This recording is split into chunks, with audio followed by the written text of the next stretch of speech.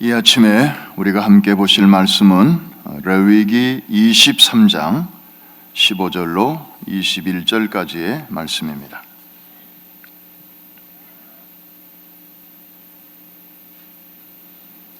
교재들을 다 갖고 계시니까 2월 11일 수요일 레위기 23장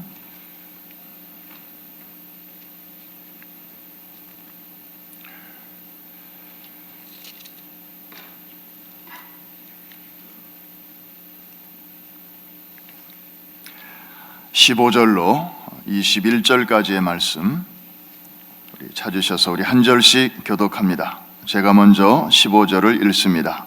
안식일 이튿날 곧 너희가 요제로 곡식단을 가져온 날부터 세워서 7 안식일의 수효를 채우고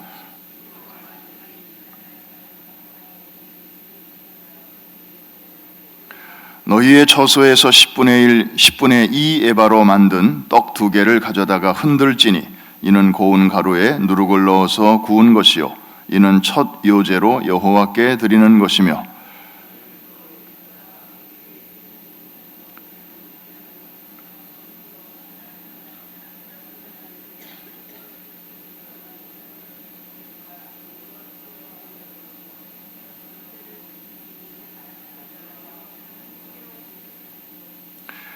또 순염소 하나로 속죄제를 드리며 1년 된 어린 순양 2마리를 화목제물로 드릴 것이요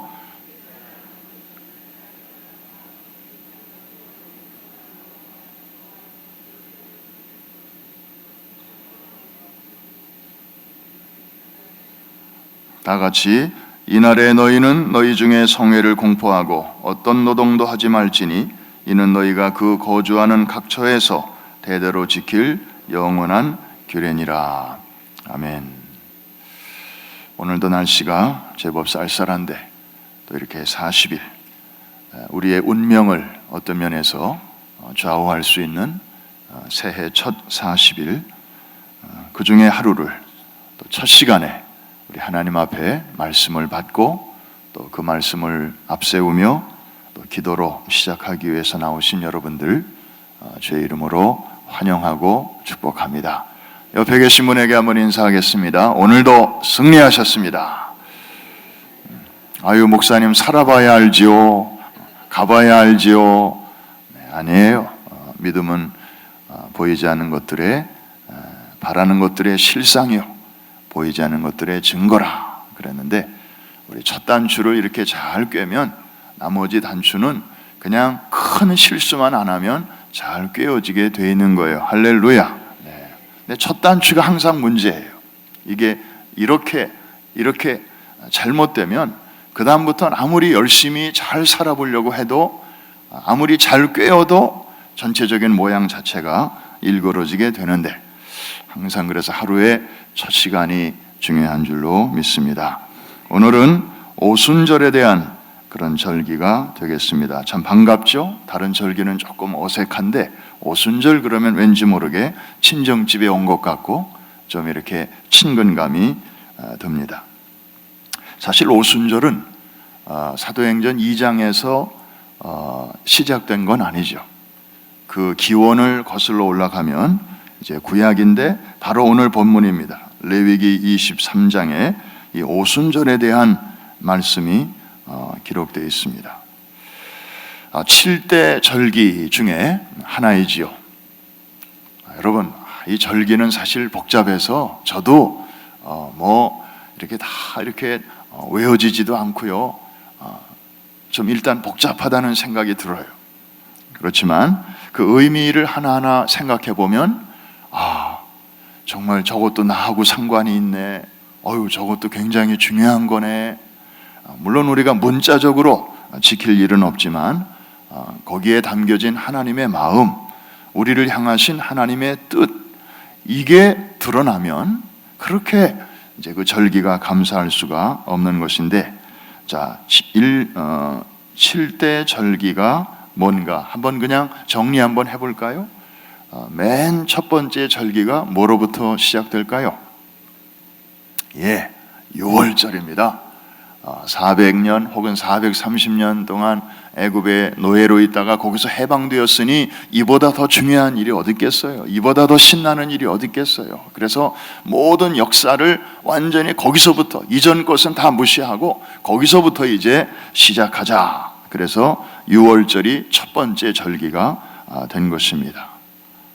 히브리어로는 아빕월, 또 다른 그 말로는 니산월이라고도 하죠. 아마 니산이라는 말은 바벨론 포로 시절부터 생겨난 말이고, 그 이전에는 아빕월, 순수한 히브리어로 그렇게 불렀습니다. 자, 6월절이 첫 번째고 1월 14일, 우리 달력 1월이 아니고 유대력으로 1월 14일 6월절에 이제 양을 잡고 그렇게 해방절을 감사한 마음으로 지키죠. 그 다음에 두 번째 절기가 무교절입니다.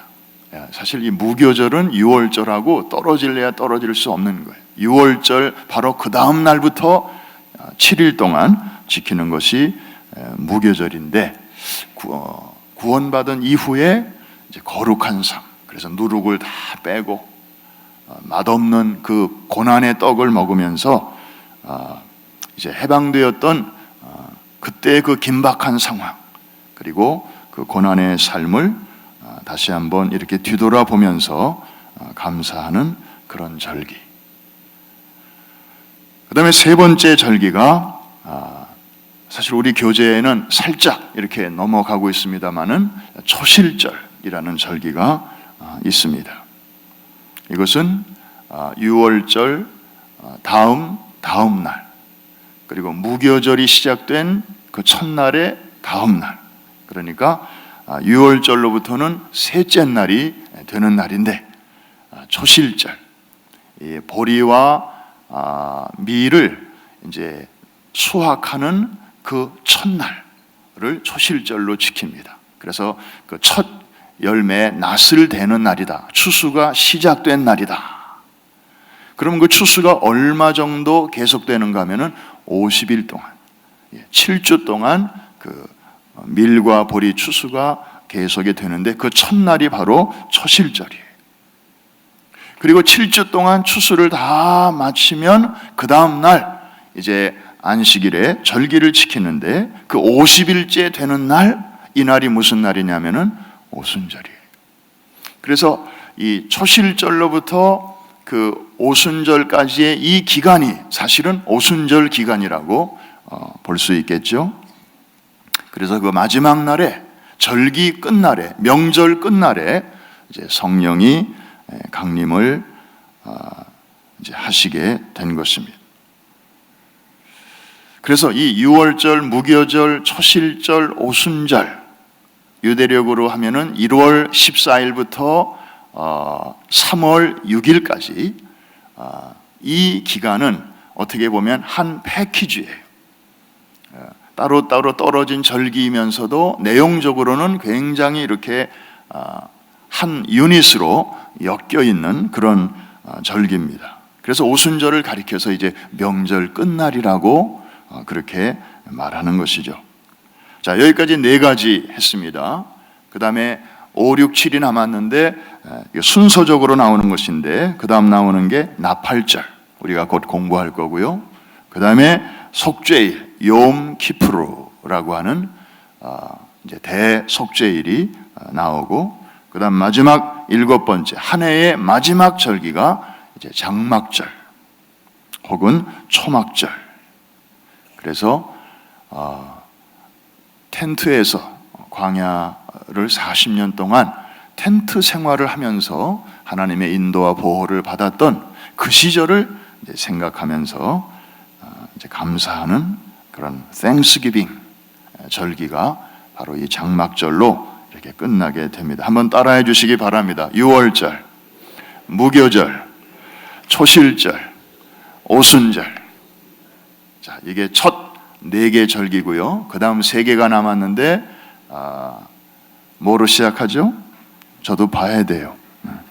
나팔절, 그 다음에 속죄일, 욤 키푸르, 그 다음에 마지막 절기가 장막절 이렇게 해서 이제 1년이 이 7절기가 1년 동안에 이렇게 사이클로 돌아가는 것입니다. 자, 이 오순절에는 무슨 음식을 준비했는가 하면은 빵 2개를 요제로 흔들어서 드렸다. 우리가 뭐 다 일일이 자세하게 공부하면 좋겠지만 시간적 제한도 있고 하니까 그냥 중요한 내용 몇 가지만 우리가 좀 이렇게 정리해 보면 빵 2개를 가져다가 이제 드렸다. 이제 이런 대목이 좀 우리의 시선을 끕니다. 다른 절기에는 없는 그런 내용이 여기 나옵니다. 떡 2개, 빵 2개를 드렸다. 무슨 의미가 있을까?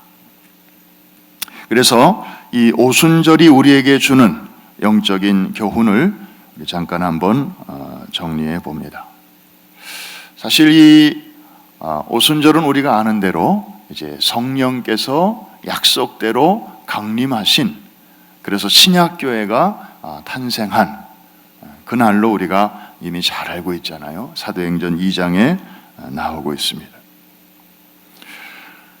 한마디로 이 오순절을 생각할 때 우리의 마음속에 확 다가오는 게 있다면 그것은 하나님은 어떤 분이신가? 하나님은 어떤 분이신가? 결국에 이 절기마다 하나님의 어떤 의도, 하나님의 디자인이 다 이렇게 반영되는 것인데 이 오순절 절기를 우리에게 주시는 의미가 무엇일까? 이제 이게 본질이 되겠죠. 다른 것들은 좀 이 본질을 우리에게 드러내주기 위한 하나의 이제 보조적인 수단들이고 그 핵심, 베이직, 그걸 우리가 좀 붙들어야 되는데 여기에 나타난 하나님의 마음은 무엇일까? 하나님은 정확하신 분이다. 틀림없는 분이다. 다시 말하면 당신의 입으로 말씀하신 것에 대해서는 무슨 일이 있어도 반드시 책임지시는 그런 분이심을 알 수 있습니다. 물론 그 사이에 여러 가지 신학적인 또 아주 깊은 그 성경적인 우리가 좀 공부해야 할 부분들이 많이 있을 것입니다. 이 초실절과 오순절의 관계는 무엇일까? 이 오순절의 첫날이 바로 이 초실절인데 첫열매, 이 첫열매와 이 오순절의 관계는 과연 무엇일까? 사실 초실절은 추수의 시작이고 오순절 날은 추수의 마지막 날이거든. 완성이거든요. 그래서 이 첫열매, 이것이 이제 갖고 있는 의미가 무엇인가? 그래서 이제 오순절을 가리켜서 이제 다른 말로 맥추절이라고도 하고요. 우리가 한국에서는 맥추절을 따로 이렇게 지켰는데 미국에서는 별로 그냥 이렇게 건너갑니다. 그냥 추수감사절로 이렇게 그냥 통합해가지고 가는데 사실은 맥추절이라는 절기가 오순절의 다른 이름입니다. 물론 77절이라고도 하고요. 7주간 지킨다. 그래서 7주 곱하기 7일은 49일. 그래서 그 다음 날이 바로 펜테코스트, 오순절 날이기 때문에 그렇게 77절이라는 명칭도 드립니다마는 이것은 신약과 구약을 연결시키면 성령께서 강림하심으로 우리를 첫열매 되게 하셨다. 하나님께 드리는 첫열매로 우리를 드리셨다. 이제 이런 의미가 있는 것입니다. 자, 아까 하나님은 참 틀림없는 분이시다. 말씀을 그대로 지키시는 분이시다. 그런 말씀을 드렸습니다.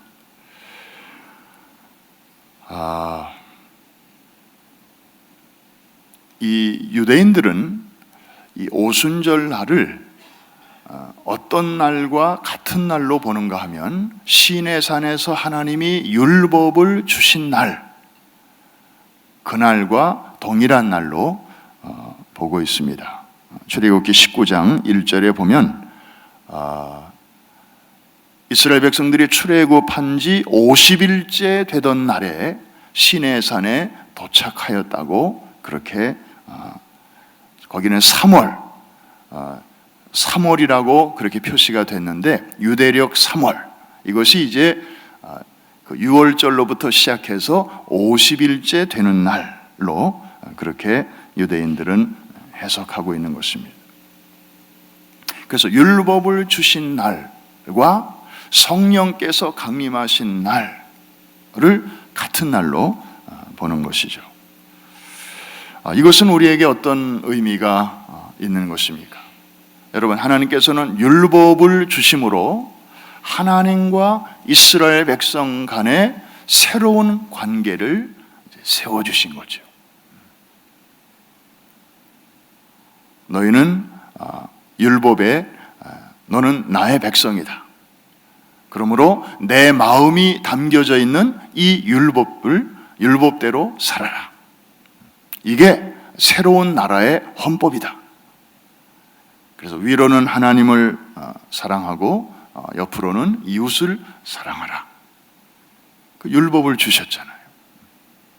새로운 관계가 이제 형성이 된 것입니다. 그 이전까지는 애굽의 법을 따라 살았고, 애굽의 종교를 따라 살았고, 애굽의 문화를 따라 살았는데, 이제부터는 너희는 이제 곧 들어가게 될 가나안 땅의 그런 백성으로서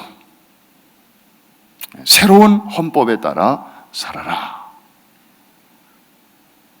근데 이것이 신약적으로는 오순절 성령 강림하심으로 이제 이것이 완성이 되었는데, 이것은 뭘 의미하는가 하면은 성령께서 우리 가운데 찾아오심으로 하나님과 새로운 이스라엘인 우리 사이에 또 새로운 관계가 맺어졌다. 이걸 이제 우리에게 보여주시는 것입니다.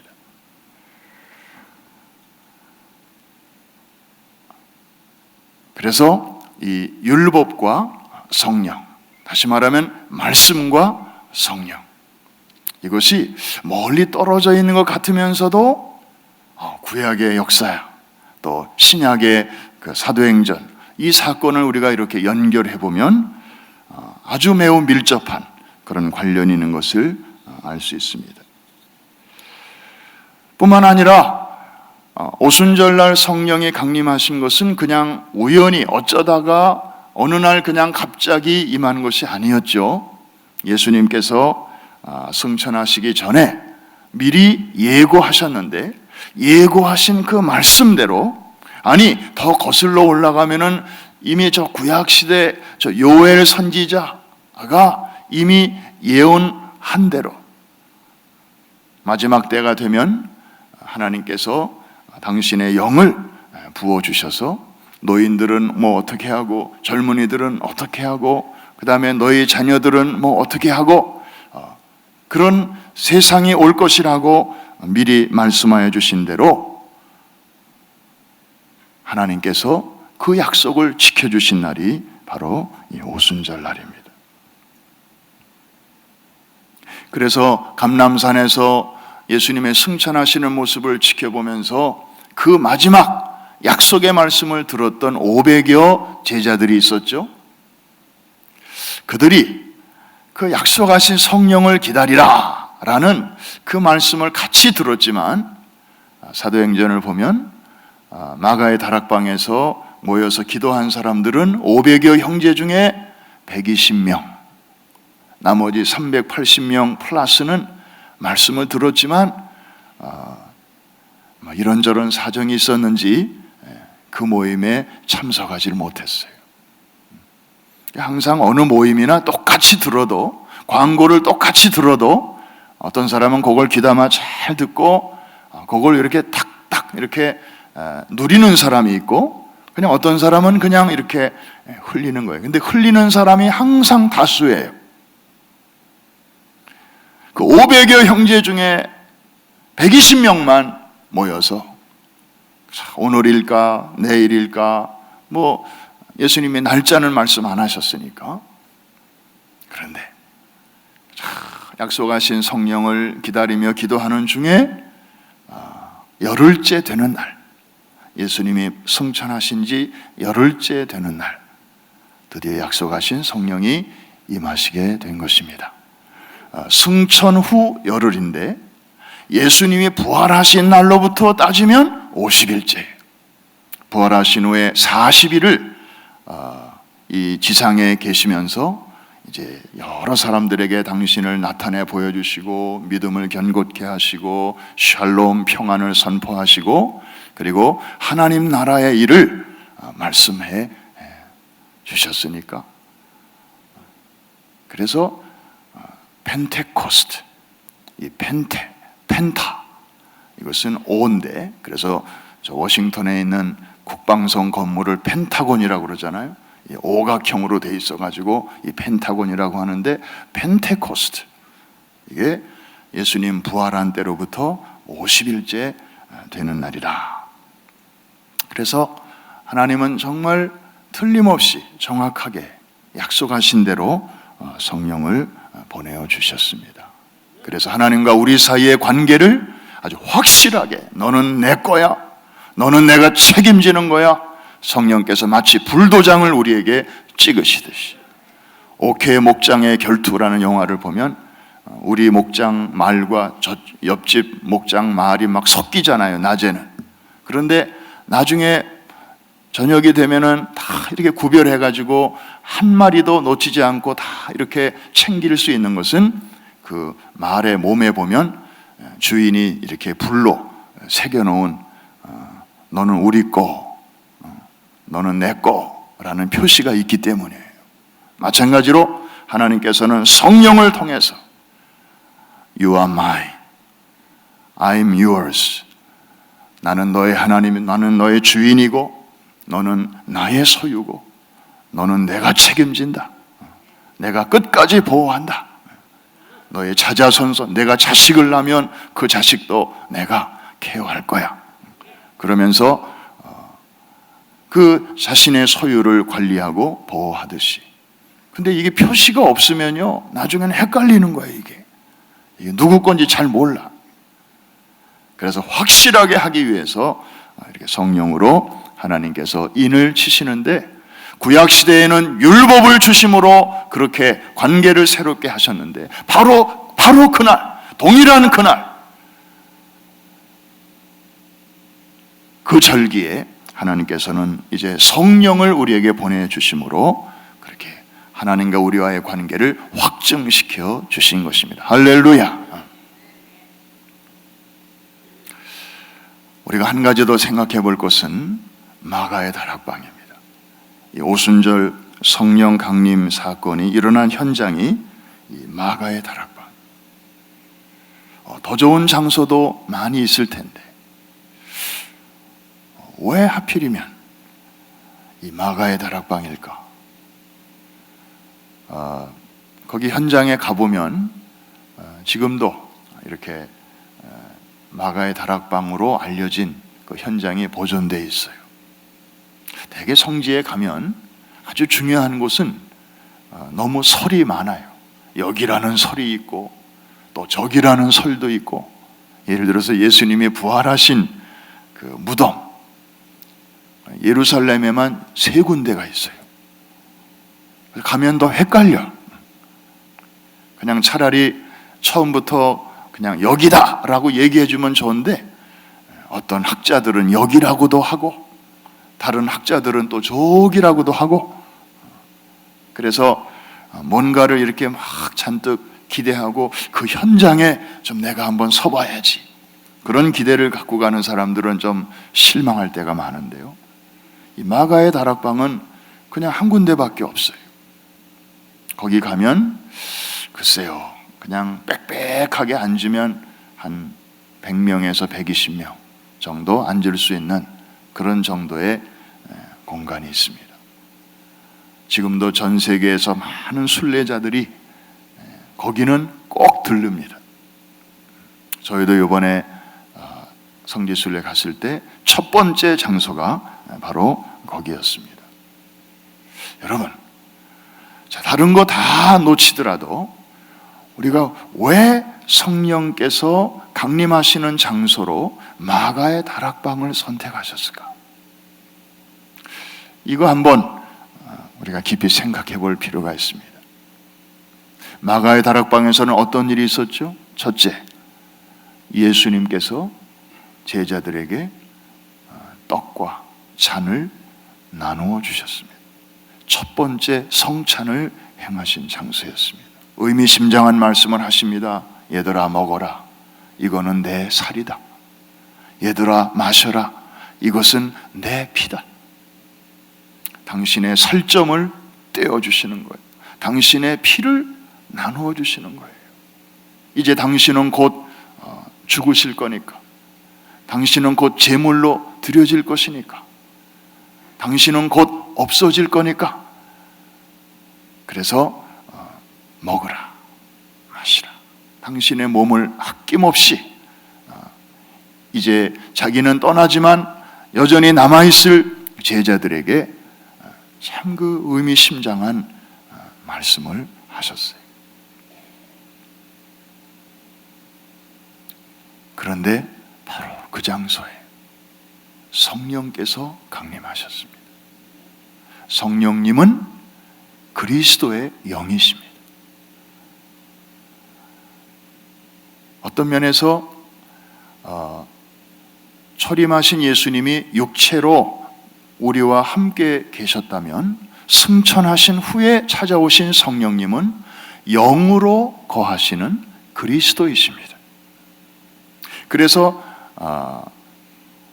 육체로서의 그리스도는 가셨지만 이제 영으로서의 그리스도가, 본질은 똑같은데 이제 그 형태만 다른 거죠. 그래서 제가 가진 성경이 이렇게 생겼고 여러분이 가진 성경이 다르지만, 껍데기도 다르고 사이즈도 다르지만 내용은 똑같듯이. 아멘. 그래서 나사렛 예수 그리스도는 떠나셨지만 내용은 똑같은, 본질은 똑같은 그분이 우리 가운데로 찾아오신 게 바로 오순절 성령 강림 사건입니다. 육체로 계실 때에는 제한적으로 일하셨지만 이제 영으로 오신 주님은 이제는 시간과 공간을 초월해서 이 유대 땅에만 머무시지 않고, 거기에 묶여 계시지 않고, 이제는 전 세계 어디나 누구든지 예수 그리스도의 이름을 부르는 곳이면 성령께서 찾아가시고 임재하시고 만나주시고 구원해주시고 인치시고 하나님의 백성으로 세우시는 것입니다. 할렐루야. 근데 그 사건이 바로 먹어라, 그리고 내 잔을 받아라, 당신의 몸을 나누어 주신 바로 그 현장에 성령께서 임하셨다고 하는 사실, 이제는 이상하지 않죠? 아하, 한 몸이 가시고 다른 몸이 오셨구나. 그러면서 거기서 교회가 탄생되는데, 이 교회야말로 그리스도의 또 다른 몸, 그렇죠. Body of Christ. 그래서 예수님은 육체로는 가셨지만 성령이 그 현장에 오셔서 첫 번째 교회를 만들어 주신 것은, 이제는 그 예수 그리스도의 영을 모시고 사는 우리가 이 시대를 사는 Little Jesus, 또 다른 작은 그리스도가 되어서 주님이 그 전에 하셨던 동일한 일을 이제는 우리에게 하라고 부탁하신 것입니다. 말씀을 전하고 그 다음에 그것을 가르치고, 그리고 사람들을 치유하고 위로하는 preaching, teaching, healing. 예수님이 하셨던 그 사역이 고스란히 이 지상에 남겨진 그분의 또 다른 몸인 교회, 그 교회를 이루는 성도인 우리에게 고스란히 위임되었다는 것입니다. 할렐루야. 이게 바로 우리가 이 땅에 존재하는 이유입니다. 하나님이 우리를 구원하신 후에 우리를 여전히 이 땅에 남겨놓으시는 이유가 바로 이것입니다. 또 한 가지만 더 생각할 것은 이 마가의 다락방에서 또 무슨 일이 있었는가 하면 그 최후의 만찬, 그 6월절, 그날도 6월절이었잖아요. 그 성찬을 베푸시면서 또 하나 중요한 일을 주님이 하셨습니다. 그것은 대야에다 물을 떠다가 수건을 허리에 두르시고 당신의 몸을 낮추시고 제자들의 발을 닦아 주셨는데 바로 그 일이 바로 그 장소에서 있었습니다. 저는 이번에 성지를 순례하면서 기도 제목이 하나 있었습니다. 주님, 제가 성지에 이렇게 왔는데, 피지컬리 오긴 왔는데 이거 좀 들어야 할 소리 안 들리면 이거 유로 관광하는 거나 무슨 차이가 있겠습니까? 이 성지에 이 한 군데 한 군데 또 돌 하나 풀 한 포기도 다 그 의미가 있고 뜻이 있는데 거기에 지리가 있고 거기에 역사가 있고 그 다음에 거기에 신앙이 있는데 이 3D 영화관에 마치 우리가 들어왔는데 이거 이 안경 벗고 보면 아무리 3D 영화관이라도 2D로 볼 수밖에 없는데 주님 제 귀를 좀 열어주세요. 제 눈을 좀 열어주세요. 지난번에 못 본 것도 좀 볼 수 있도록 그렇게 속으로는 기도하면서 다녔습니다. 마가의 다락방이 아까 첫 도착지라고 그랬죠.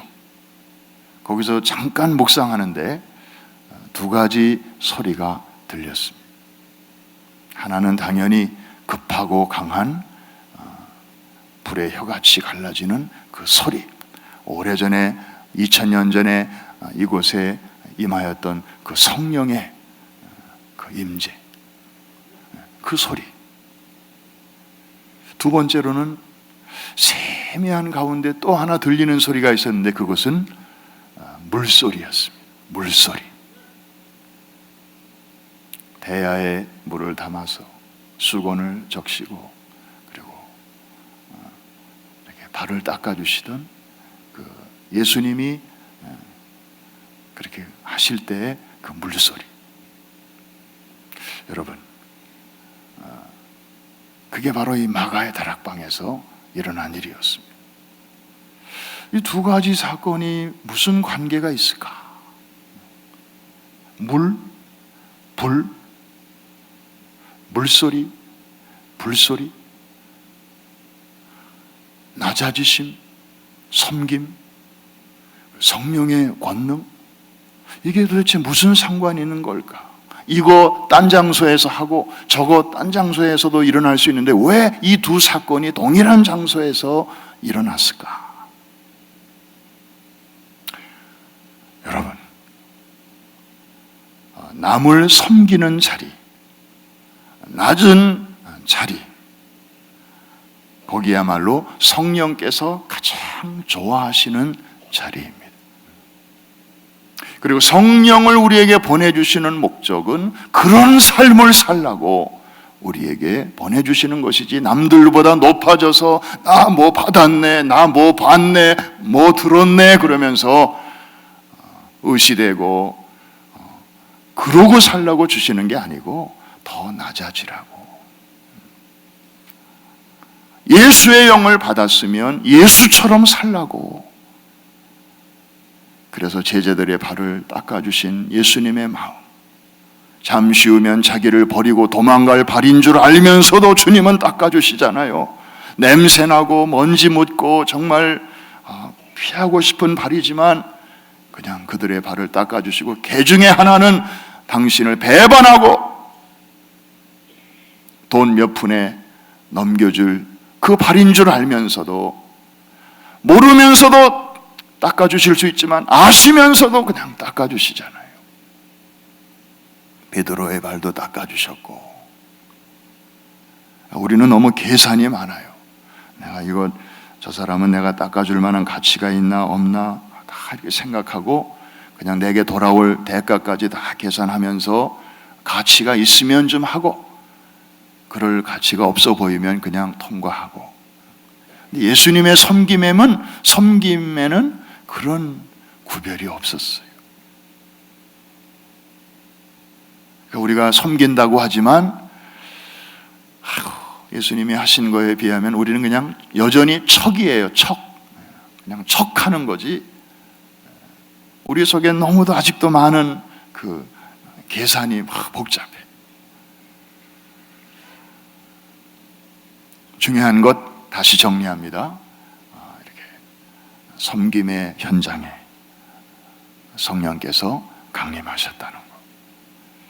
여러분, 그래서 이렇게 섬겨본 사람들은 그 성령께서 주시는 또 다른 은혜가 있기 때문에 그래서 계속해서 이렇게 섬김을 좋아하는 것 같아요.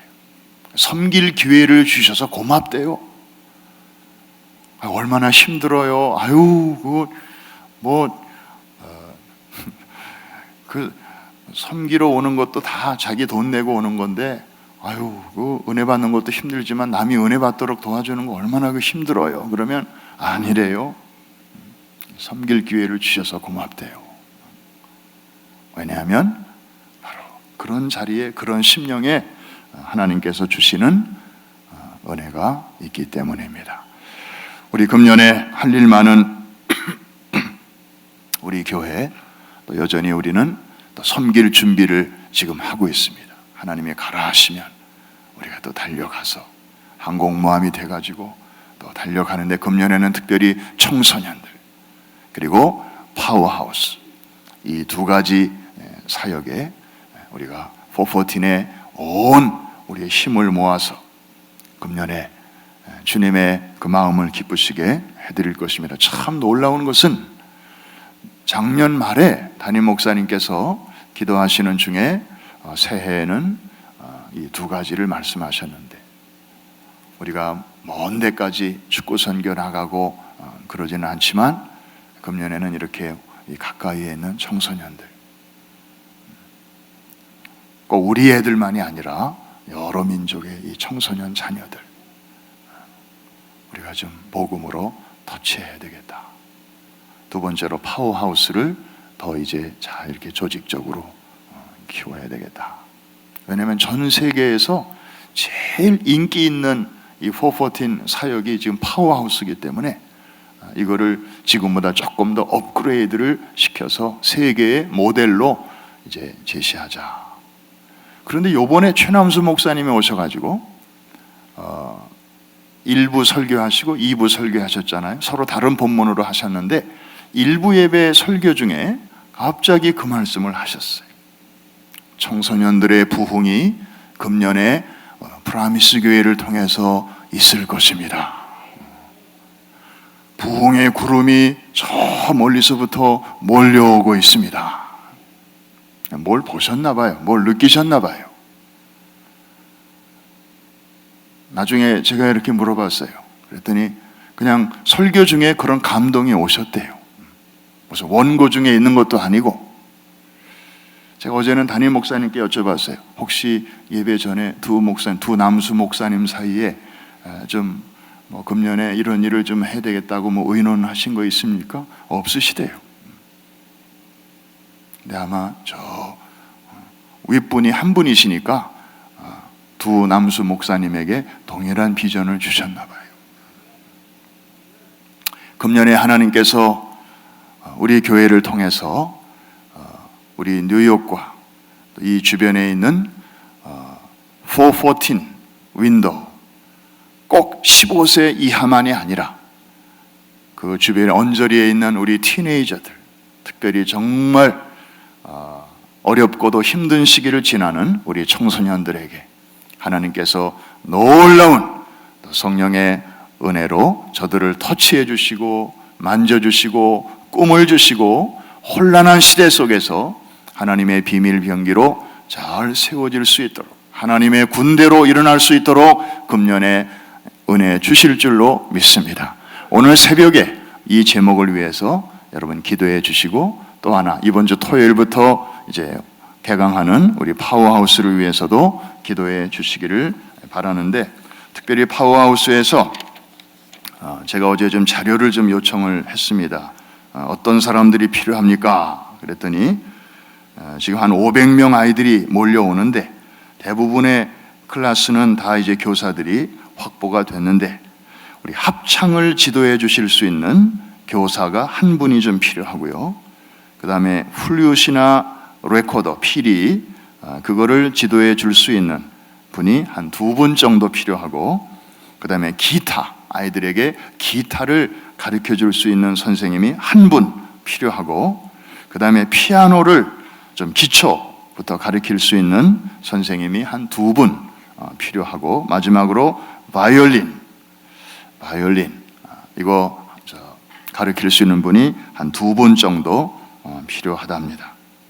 여러분들 기도하시면서 좀 여러분의 작은 섬김을 통해서 또 아이들의 삶에 큰 영향을 미칠 수 있기를 바랍니다. 기도하겠습니다.